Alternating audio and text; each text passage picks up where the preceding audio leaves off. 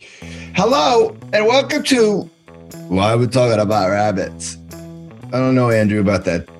Why are we talking about rabbits?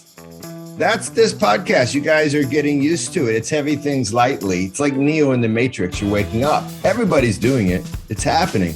Pandemic helped us or hurt us, but mostly helped us. It helped us with this deep sense of dislocation, which actually is an invitation to something like a new life. So today on WAWTAR, we introduce a particular concept employed by First Things Foundation. That's us.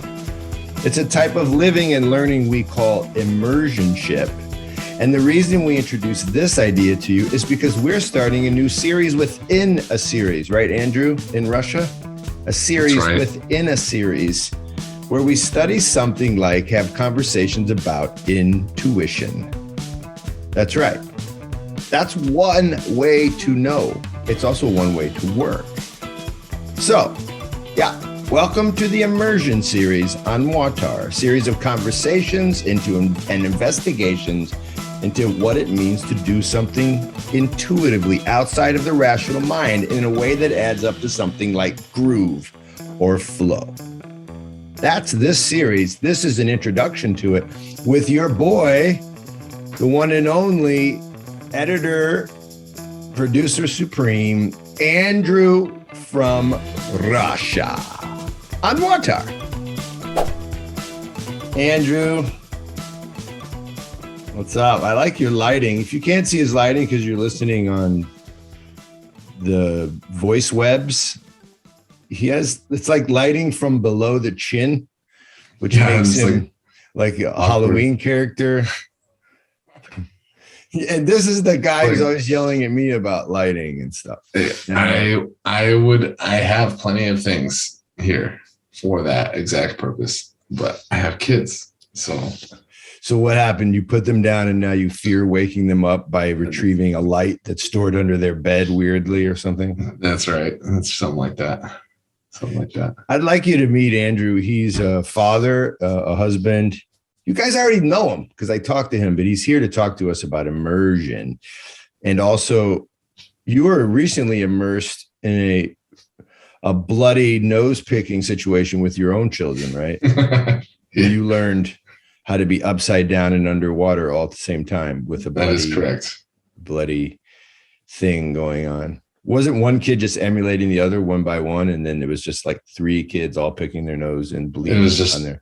It's like a horrible feedback loop. It just got worse and worse.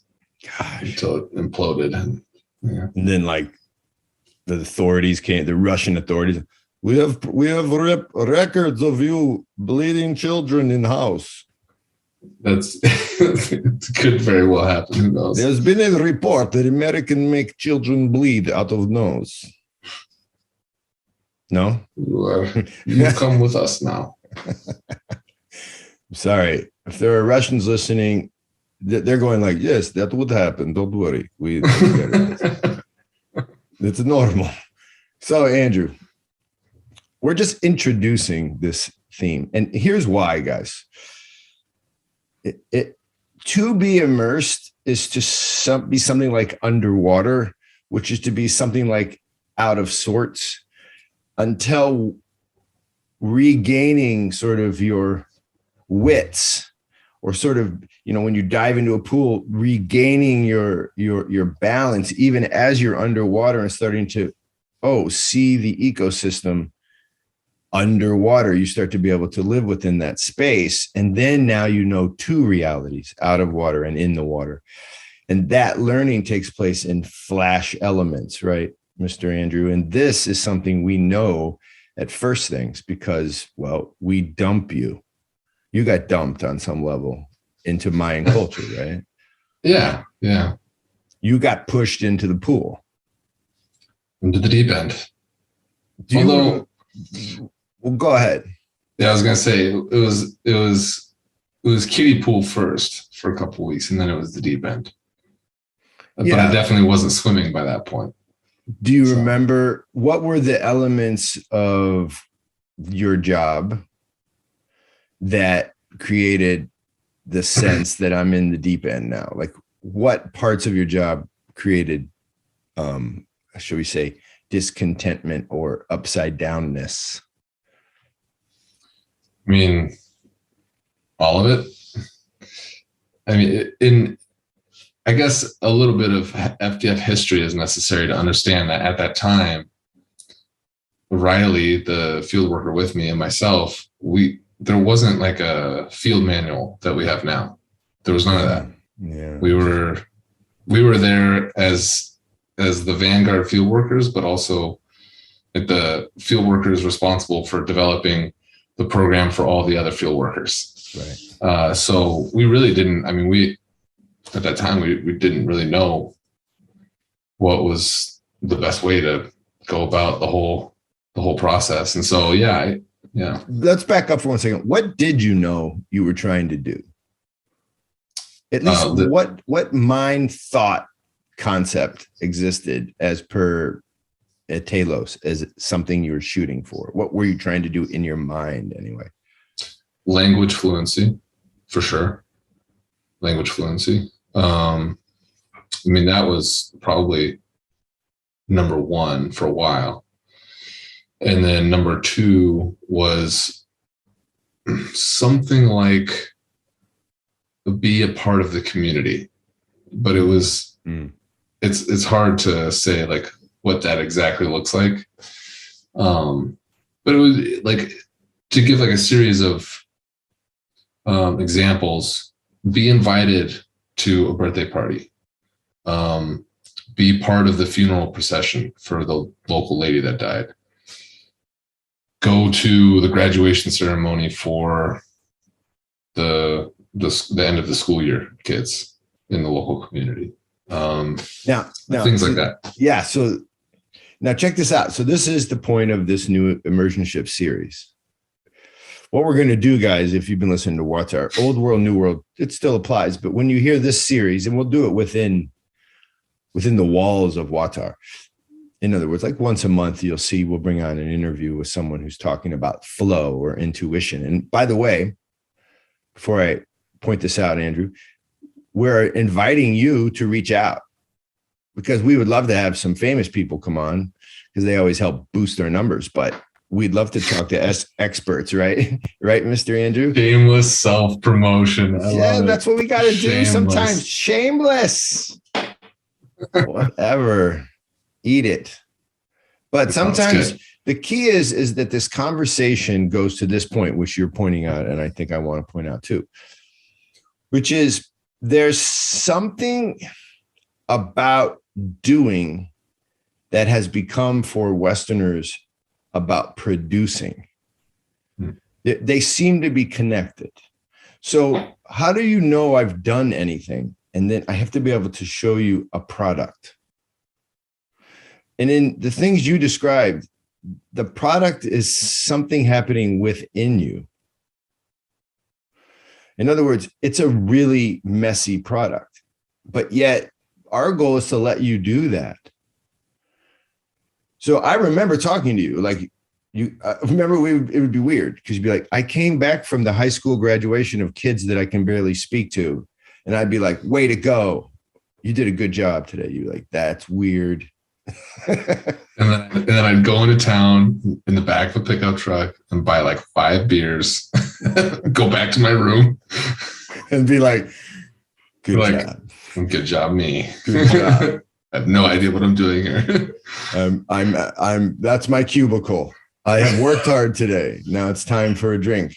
Well, this is what people out there are going, yeah, I know this is, we get it, but you don't really get it because here's why.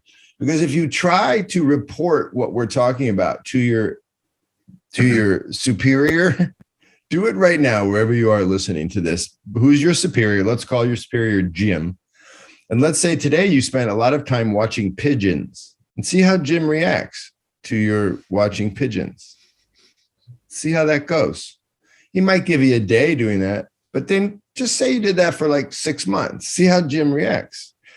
He's going to tell you you're wasting his time and yours. And what we're telling you in this series is maybe, but maybe not. I think we'll see a lot of artists on this series, right, Andrew? Because artists, like the people working outside my window right now and laying cement, there does have to be a recuperation period, right, for artists, people who are doing these kind of things that look like downtime or something. Yeah, processing. Yeah. Because, processing, and also, I don't know, gaining insight into the next piece of artwork that you're going to produce, or waiting to be inspired, I guess, is also. Yeah, we'll get into that in the series. I find it, waiting is the wrong. See, I want to call it relating. Mm-hmm. So to relate is to be able to figure out where you are. See, I think this is at the core of our work. For me to know you, I have to know kind of where I am. But you assist me in knowing my place. And my place becomes clear to me because I spent time relating to you. And then now that's really the nature of all of life. All of life is about that Venn part of the diagram where things intersect. That's where we find reality. So we know about this when we talk about the Georgian table, right? The head and the bowels are united in the heart. So too much head, too much intellect is you die. Too much bowels, too much movement, too much eros, too much desire, you die. But when each is united in the heart, voila, you have reality, like you have true existence. The problem is, how does one get out of their head? And that's really hard for us Westerners. And we're going to talk about it on this series. Now, check this out. Andrew, you didn't know I was going to hold a book and read. Guys, talk about fire. Talk about, you could, if you listen carefully in the next 3 minutes, you will hear people turn off their interweb. You can click, click, click. Routers are disconnecting. Routers are just, you will hear the interweb shut down as I read, but I don't care. Because I want to read to you from a book called Human Image, World Image, because it's super interesting. Again, it's my guy, Philip Sherrard. Good boy. Yeah, he takes something really seriously. Here's Sherrard quoting Oscar Miloš, who is a philosopher, and he happened to be also Jewish and a Jewish mystic. But what he's doing is paraphrasing. Listen what he says. The whole of history of mankind basically is this battle where we strain to embrace a universe of matter, material things, while displacing ourselves from the light or from the spiritual. And so what he says is, check this out. We tend to take the place where our physical body is as the only place. Now check this out. Thereby forgetting that the cosmos exists within us, which is a fundamental idea in humankind, especially in the Eastern tradition of Christianity, St. Maximus and all those guys. But really, Hindus, everybody talks about this. And then if you notice today in 2022, if you say something like that, everyone likes it, as long as you keep Jesus out of it. Like, within you is, you're the most beautiful thing in the world. Within you, all things exist. Everyone's like, yeah, man, right on. But then no one lives that seriously. No one takes that seriously. Because here's what he says. Check this out. He says, we've embraced, rather than that spiritual idea the cosmos is within, we've embraced the idea of multiplying and extending ourselves out into the thing we call reality or material space. So rather than go within, he says all of our problems are created when we try to extend our idea in our head into the world. And I'm going to create this building that I've been inspired by in my mind. And then we see the building and go, congratulations, you've made the mind real in space. And what Gerard's going to say is maybe, or maybe he just took a demonic idea and made it into an actual material thing, and the world is worse, meaning you. Because remember, all of the cosmos is contained within you. Why do you keep shooting it out into material reality? So on this series, buddy, by the way, I was inspired by you to create this series within a series. We're going to try to really talk facts about first things and what happens to you when you get immersed. Stuff like what you talked about, and the process of first things and what we do, in part to let people out there know, because we have needs. We need to be known, not just talk philosophy all the time. On the other hand, we're looking for really cool people who get into this flow state where they feel like they're in touch with their inner self. Their inner self, of course, is something like the divine. But we can talk about what that means. Because for the Far East, including Hinduism, that means losing the self and entering into like God. But that's not the way it works for Eastern Christians. And for Western Christians, that whole idea sounds like paganism or pantheism.